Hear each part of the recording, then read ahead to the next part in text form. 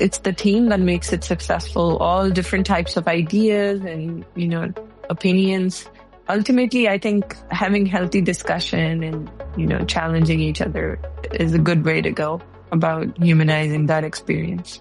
And I think that is something that's in me, like whenever I feel like, people are they're building these constraints around themselves just because they see it happening. And so I challenge that and I help people understand that's happening. Hey everyone, and welcome to Keep Moving Forward, the podcast from X-Team for tech professionals who are passionate about growth, leadership, and innovation.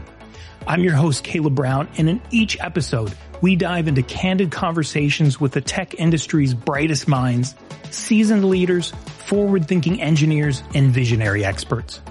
Today, we're joined by Ayesha Mahmood, Vice President of Software Engineering at Zscaler. Her journey spans from growing up in Pakistan to leading large-scale engineering teams in Silicon Valley. Along the way, she's changed cultural norms, built systems still in use more than a decade later, and developed a leadership philosophy rooted in adaptability, empathy, and relentless commitment to growth. In our conversation, Ayesha shares how her father's encouragement shaped her drive for independence, the lessons she took from building at Apple, the role of situational leadership in meeting people where they are, and her approach to balancing developer experience with long-term technical strategy. She also offers a forward-thinking perspective on how AI will transform the user interface and why cybersecurity leaders must adapt now. If you're leading technical teams or looking to navigate your own career towards high-impact work, this episode is full of clarity and insight. Let's get started.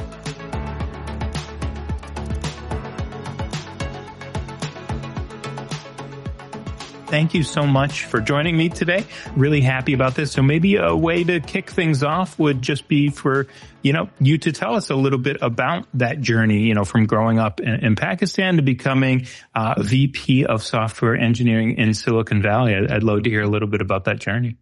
Well, thank you so much, Caleb, for having me today. Yeah, it has been quite a journey. So I was born in Lahore. It's a city close to the border, Wagah border of India and Pakistan. And I was, I think, in second grade when we moved to Islamabad, and then I lived the rest of my life there. My father was a professor of English literature. He's retired now. And my mother was a homemaker at that time. And a few years later, my mother started working when my younger sister, the third one of our siblings, was a little older. And so both of my parents were working parents. Islamabad is a pretty kind of progressive city, but, overall it is still situated in Pakistan. And it's a very male-dominated culture, just like many other cultures. My father was very progressive. Most women at that time or girls would go for an arts degree and, look forward to getting married and going off and, getting financially supported by someone else. But my father had different plans for me. He always encouraged me to be independent. And I wanted to be a fashion designer and learn arts. And he said, no, you're going to be an engineer. And it's not one of those typical, South Asian, you're going to be a lawyer, doctor, or an engineer. It's more like, as a female, he wanted me to find a field that is can give me more financial independence. Mm. So yeah, I think at the time I didn't like it, but now in hindsight, it was the best decision that he made for me or pushed me for. And then I, studied really hard and did my bachelor's in Pakistan, in computer science. And then I came to the US in 2004 to get my higher studies, master's in computer science, majoring in animation and graphics. Cool. And I found that, the front end tech stack of SaaS or web development was really of interest to me. It was that artistic, designy kind of thing that I fell in love with. So I guess I got both of the best of the both worlds, where I get to do some, creative stuff, but I'm still like in coding and programming. And then I finished my degree in 2006 and I started working here in the US. I had a plan to go back, but I met my husband now at the time and he did not plan to go back. So we stayed together for a few years and then we got married and now we have 3 beautiful kids and we live in the Bay Area. So that's kind of my journey. Love that. Love that. So you mentioned, your father kind of encouraging you to challenge those stereotypes and things like that. And I wanted to dive into that a little bit more and just understand how that sort of early, influence shaped, sort of your leadership style then moving forward throughout your career. Yeah, I think one of the things that I really admire about my father is that he basically just, when you're living in a society where there are too many boundaries and, I remember my friends couldn't go on a picnic together with me unless they have a permission from their parents and unless my dad goes and assures them that it's going to be safe and whatnot. And if he's driving us. So there were a lot of these and then they can't go out without their brothers. He was always like challenging that and saying, you're independent, you can go. And there's this really nice story where one day we used to wait for our brother to come home because boys could go outside freely. And we were waiting for him to come back so he can bring something from the market. And he used to charge us commission, by the way. So my dad, we were just arguing with him that, why is he charging us so much and things like that. And my dad was like, why aren't you two going and getting it yourself? And we can do that.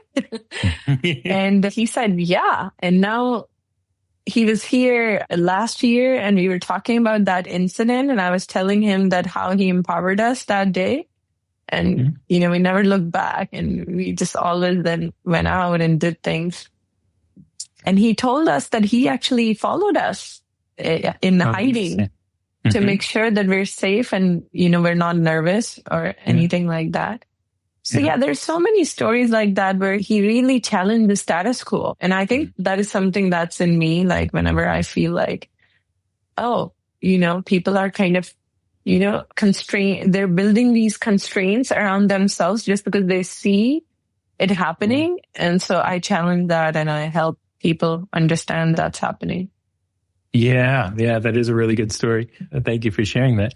I was looking over, as I was looking, through your career and everything in LinkedIn, you spent, I believe, over 7 years at Apple. And I think on our initial call, you described that as, your life's best work. And so I wanted to dive into that a little bit more. And, what were some of the most valuable lessons that you took from that experience at Apple? I think it was truly the best work that I did of my life because I found at Apple, they have this saying that you're category 1, like things that you're naturally good at, and they kind of give you time to explore and find that. So I'm really good at problem solving and I love coding for that very reason because each thing you're kind of problem solving and then putting structure to chaos. That's one of my strengths. So I think I really got to do that a lot at Apple and organically discover my skills. One other thing that I loved was that everybody was super smart and, these people are like builders, right? These are engineers who are inventing the rope and not just the users. So that's something that I feel like in any other company, I didn't get to do much of that. I was mostly the user of the open source or, the user of another person's work. But here I got to create my own work. In fact, the analytics framework that I created for Apple's external properties.com, they're still using that today. That's awesome. It's like a 15-year-old thing. It's a 13-year-old thing. Yeah. And they still use it. So I like creating some, framework And it was an end-to-end system, basically from capturing users' behavior to dumping it in Adobe Site Catalyst, and then like generating reports off of that data to learn, okay, where should we invest more and what should we change in the UI. All of that is still intact, with minimal changes that they have done to that framework. So the ability to build things from scratch and be the builder, that is something that I really value. And then I think there are so many other things that Steve Jobs had. He was a true innovator. I know he's unpopular among people who like a little bit of TLC, tender loving care. Yeah. He was not that guy. And I feel like, he always challenged people, and those values that he had to challenge your own like mind's constraints that you're building in there, that is still in Apple's DNA. Somehow they're able to maintain all of that in their DNA. And if you work there for so long, which people work there for like 20, 25 years, right? Yeah. I also thought I was going to get the 10-year shield, but COVID hit and, COVID made people think differently about what they were doing. So I feel like people, if they're working over that long of a period at Apple, that DNA gets embedded a little bit in your DNA too. I think it was on the initial prep call that you had mentioned situational leadership with 4 different styles for different scenarios. I was wondering if you could kind of walk us through these styles and, when each is sort of most effective. Yeah. Oh my God. That was like a life-changing thing, right? Because every interview I would hear like, what's your leadership style? And I'd be like, well, it's pretty fluid, when it comes to situations that require me to be different.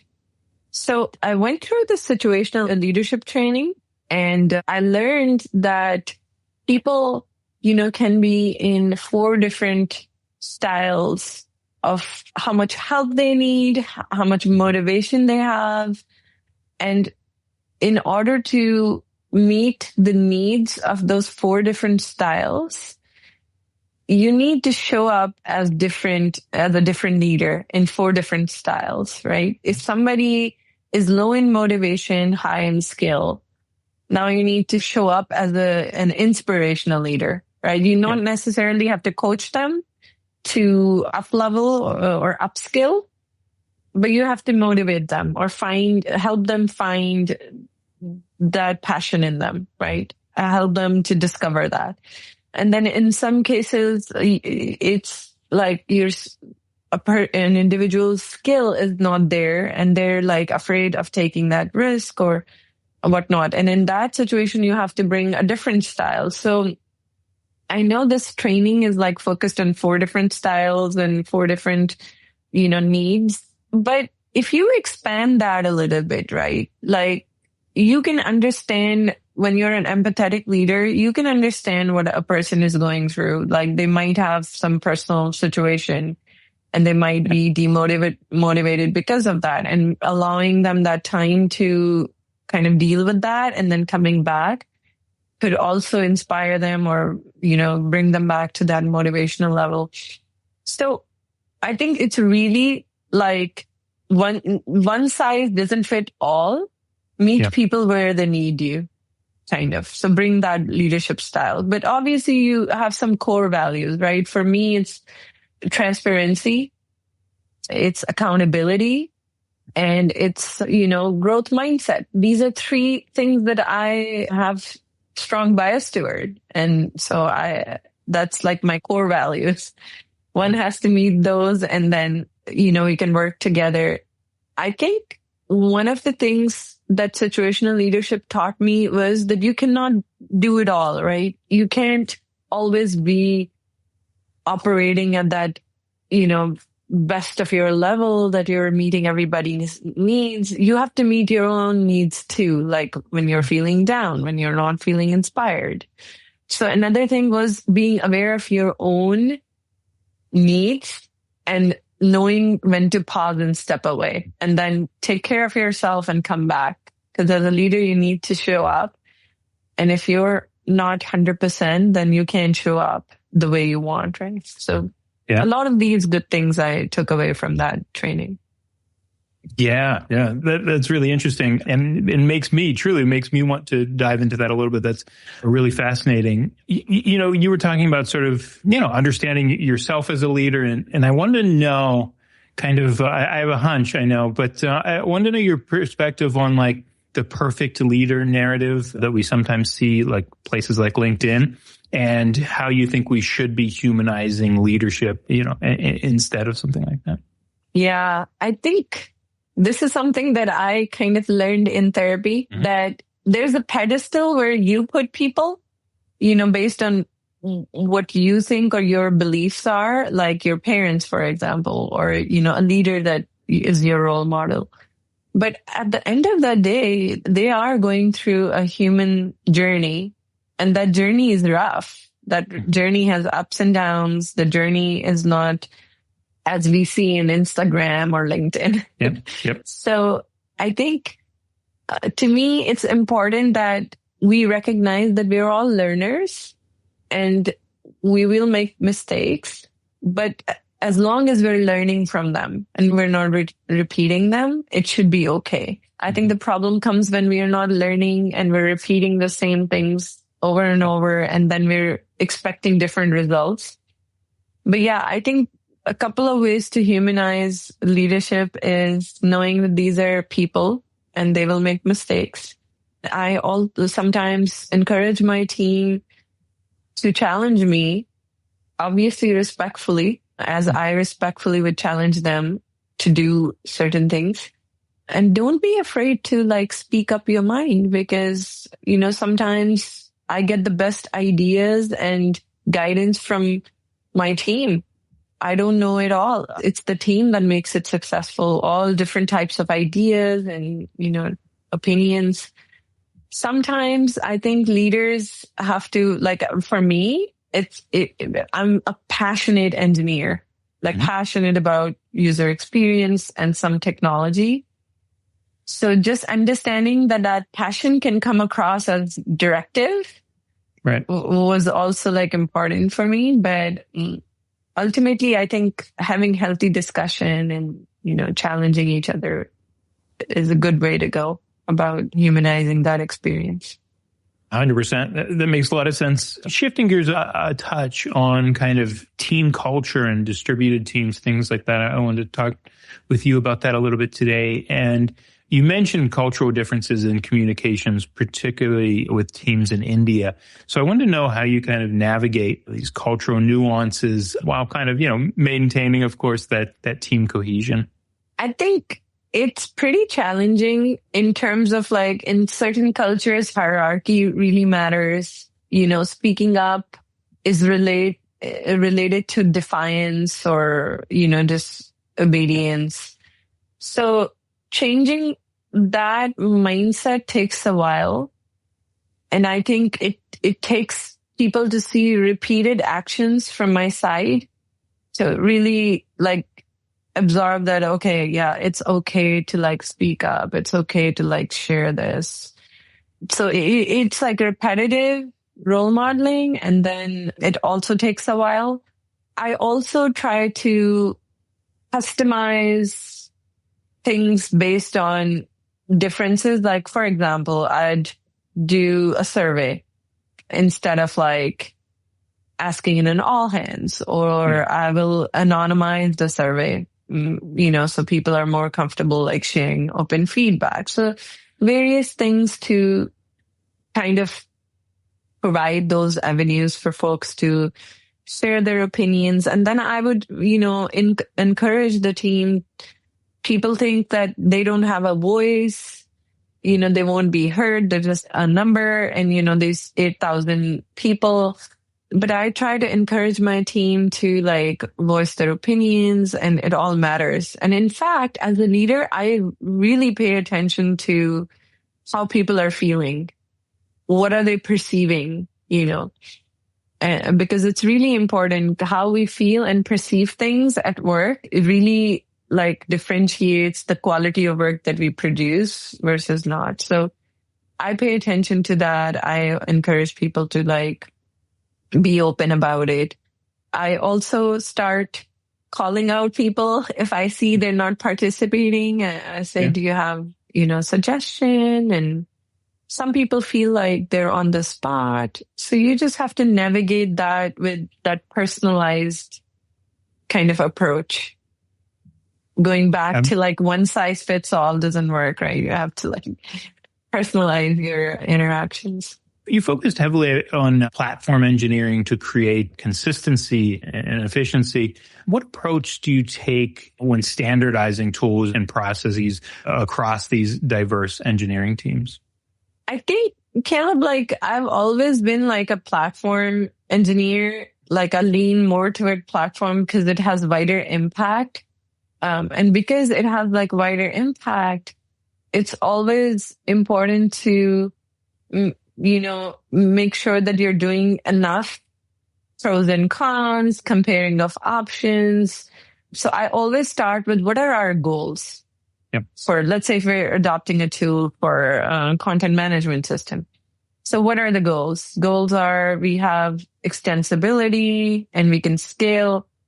We can, have low maintenance, so maintainability. So set those goals, compare the latest and greatest options, do pros and cons. And if cost is always a consideration, so do cost analysis. And based on like these couple of goals, not just one goal or two goals, but like a mix of goals, see where we can find the right balance. Once my team has done like enough of that, we also try to do POCs to see, okay, well, is it going to deliver on what we thought it's going to deliver? So the short list of tools, it's easier to like kind of do the POC because if you chose like 2 or 3 out of like the 20 you were looking at, now POC can be done quickly. And then once we have done all this homework, I will start bringing in the stakeholders into meetings, presenting. I always go with one of my previous managers, Perna. She was really good at presenting such things, and I learned a lot under her. So I would always do like a little recommended option, and then why do we recommend it? Yeah. It also gives a sense to people that they were part of the decision. Right now, for example, I'm standardizing a tool for 24 different teams or like, X number of teams. It's really hard to get everybody's buy-in.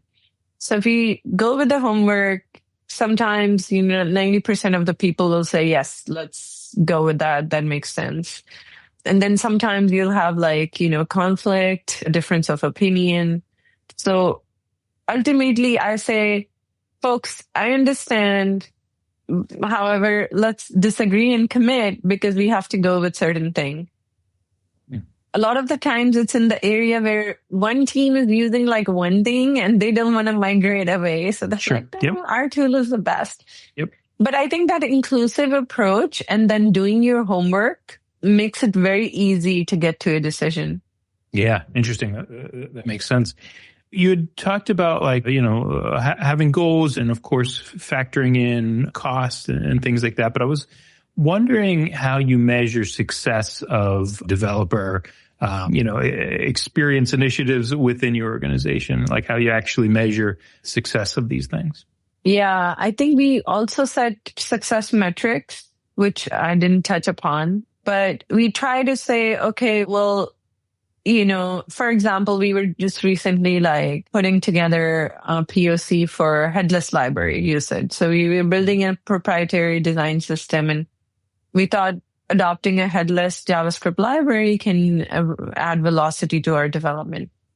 So when we were putting together that proposal, I had asked the team to put the success metrics. So what was the level of effort before and how much did we reduce? And then a couple of other things like, did it also, enforce some best practices or what other benefits did it kind of provide? So ultimately we ended up saying, okay, it reduces your effort by, if you were spending 2 hours, it'll reduce it by like 20 minutes.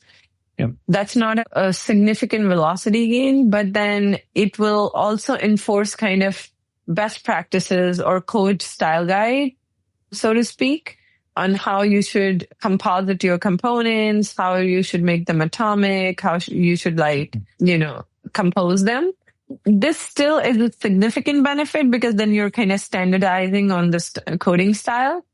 And this is not something that you can do with like some linting or something. It's actually a way you compose the components, what should be the size and, what should be utilities, et cetera, et cetera. So it's kind of code organization as well that's influenced by that. So that's still a pretty significant gain for a repository where you have like 50 people working. So yeah, those are the kind of things that we put in the success metrics, and then some bonuses to say, okay, it still gave us some, other benefit. Awesome. That's really helpful.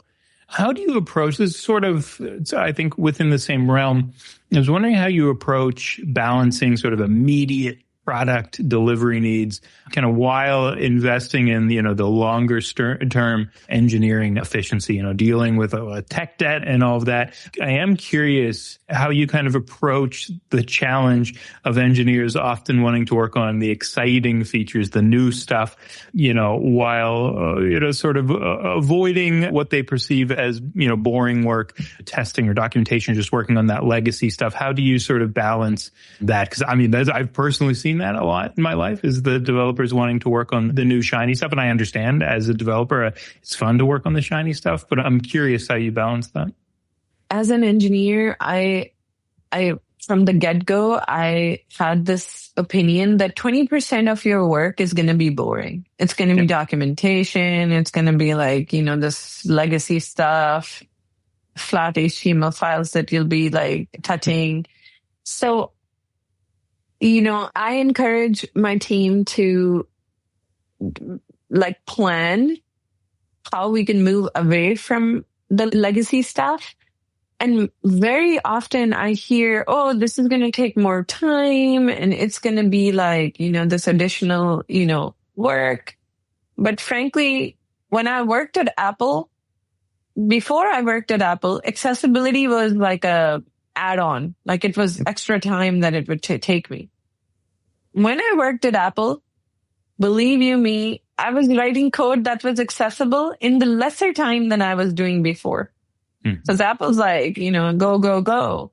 So it's like, I think a lot of it is a mindset. It's like, oh, I need to do this extra thing. It's going to take me more time. But if it becomes natural and you are passionate about it and you're doing it day to day, you start gaining velocity later on, right? So it's kind of like that investment to make it your day to day. Like I write this function, I'm going to write a document that explains this function, or like code comments that explain this function.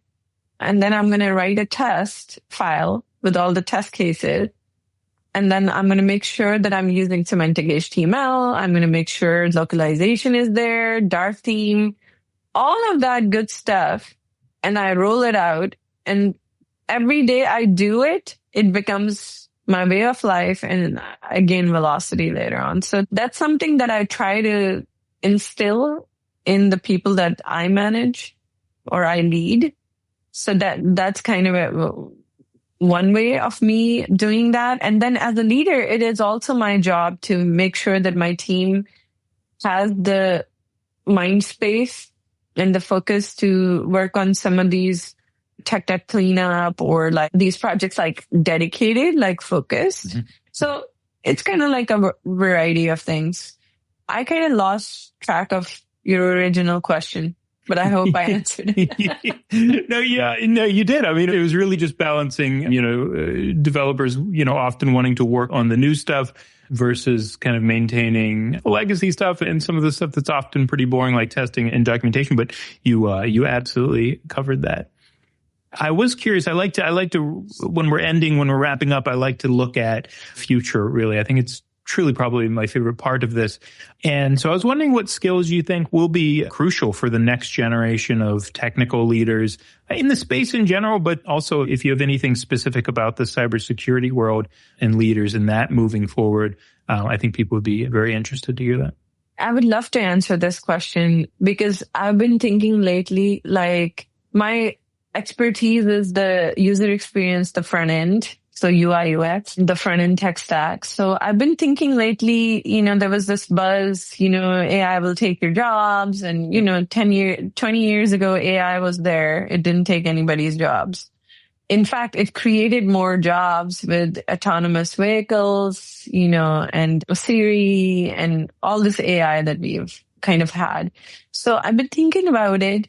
And I think that one thing that engineers in the front-end realm have to think a little differently is that UI will not stay the static UI. Like, we build pages, we build these apps, and they're pretty static. We have a navigation, we have like a bunch of tables or whatnot, right?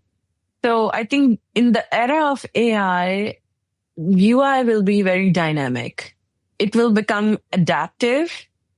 And using AI ML, we could actually, and generative AI, co-pilots and stuff like that, we could actually end up in a highly adaptive UI where you're trying to do something and there's some contextual help to tell you, oh, hey, were you trying to do this? Or even like you can push up suggestions. Hey, people with your role who are interested in browsing these things have looked at these other things. And we already see some of this happening in multiple apps and websites, but I think it's going to happen more. Cybersecurity is a little behind, but I think cybersecurity is where it could be really, really useful because you're trying to protect your enterprise and you want to get get to value very quickly. So this could become super, critical to have like adaptive nature of the UI telling you, hey, this vulnerability was found and you have a policy that kind of doesn't address that. Do you want to like change the policy? So those kind of things can become super helpful. I actually wrote an article about it. So I think that's what people should look forward to, like, and think differently because, it's needless to say tech is always like this. Today, Oracle or, Java. Tomorrow you have to, evolve and a new language comes in like Go and it just takes over. So people need to still keep evolving with the latest technology. Absolutely agree. And then we'll leave on this last question, which is, and I do love asking this one. If you could wave a magic wand that would change one thing about the tech industry and tech industry culture, what would that be and why? Wow, that is a difficult one because I can't imagine myself having a magic wand. Everything in life, I've had to work really hard. Yeah. There was no magic behind There's it. no magic wand. One of the things that I would try to change is more collaboration. I think companies, try to, and I don't know how this will happen, but it's kind of like a wish. And some companies are doing that where they'll join hands and they'll say, okay, we, in the spirit of evolving this technology faster, let's join hands. Mm-hmm. But like companies like Apple, they don't really open source much of their stuff and they just, build for themselves. So I think a world where we are more collaborative, we could advance technology far better and faster. Yeah. So I wish we, companies, large companies and small companies, and especially in the Bay Area, we're more collaborative. Mm-hmm. Totally agree. If I get that magic wand, I'll send it your way so we can make that happen. But yeah, like I said, that was the last one. Thank you for sticking around. I do appreciate it. That was a great episode. Thank you so much for joining. Thank you, Caleb. It was really wonderful. What a fascinating conversation with Ayesha about leading with adaptability and empathy in a fast-changing world of software engineering. One thing that really stood out to me was how intentional she is about meeting people where they are. That could mean tailoring her leadership style to an individual's needs, balancing developer experience with strategic priorities, or preparing her teams for the coming shifts in AI and cybersecurity. Her reflections on growing from early influences, building platforms that stand the test of time, and leading at scale with clarity and care are lessons any leader can learn from. What resonated with me most was her forward-looking perspective on technology's impact and her reminder that leadership is as much about creating the right environment for people to thrive as it is about setting direction. Thank you, Ayesha, for sharing your journey and insights on what it takes to guide teams through transformation while staying grounded in values. Join us next time for more insightful conversations with tech leaders who inspire us to grow, lead, and innovate. Find us on Apple Podcasts, Spotify, or YouTube Music. And don't forget to share this episode if it resonated with you. Until next time.